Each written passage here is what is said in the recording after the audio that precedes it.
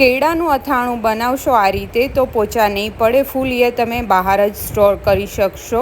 તો એના માટે મેં 500 ગ્રામ જેટલા કેળા લઈ લીધા છે અને કેળાની સાઇઝ તમારે મીડિયમથી નાની સાઇઝ જ લેવાની, જેથી કરીને એના બી મોટી સાઇઝમાં વધારે હોતા હોય છે. અને જ્યારે હું લઈ આવી ત્યારથી મેં એને પાણીમાં જ પલાળી દીધા હતા, વોશ કરીને 3 થી 4 કલાક માટે પાણીમાં એમ જ રહેવા દીધા હતા, જેથી કડવાશ એની નીકળી જાય.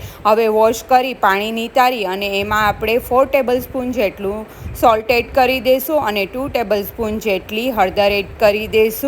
પછી 3 મોટી સાઇઝના લીંબુ આવી રીતના કટ કરી લીધા હતા એ એડ કરી દઈશું અને એક મોટું આખું લીંબુનો રસ એડ કરી દઈશું.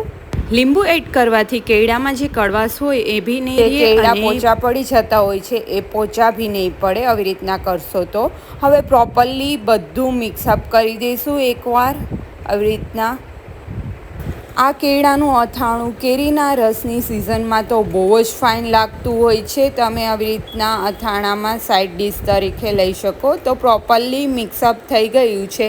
હવે આપણે એક કન્ટેનર લઈ લઈશું, બને તો કાચનો જ બરણી લેવાની અને પ્રોપરલી વોશ કરી લેવાની અને એ કન્ટેનરમાં આપણે કેળાને એડ કરી દઈશું. પછી ઉપરથી જે બાઉલમાં આપણે કેળા હતા એ જ બાઉલમાં પાણી એડ કરી અને એ ફિલ્ટરનું માટલાનું જ પાણી આપણે આમાં એડ કરી દઈશું અને કેળા બધા જ ડૂબી જાય એટલું પાણી કમ્પલસરી એડ કરવાનું છે. અત્યારે આપણે ઉપર પથ્થર નથી મૂકતા, કેમ કે જ્યાં સુધી કેળા ગળશે નહીં ત્યાં સુધી આપણે બરણીને કન્ટિન્યુઅસલી દિવસમાં 3 થી 4 વખત હલાવતા રહીશું, જેથી કરીને પ્રોપરલી બધા કેળા છે એ ગળી જાય અને અથાણું રેડી થાય. તો 7 થી 8 દિવસ પછી આપ જોઈ શકો છો કેળાનો કલર ચેન્જ થઈ ગયો છે, યલોઇશ આવી ગયો છે.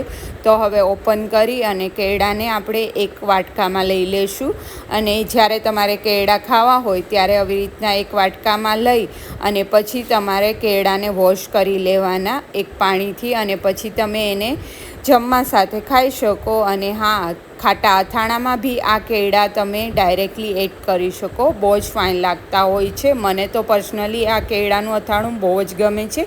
તમે બી ક્યારેય ના ટ્રાય કર્યું હોય તો શ્યોર ટ્રાય કરજો.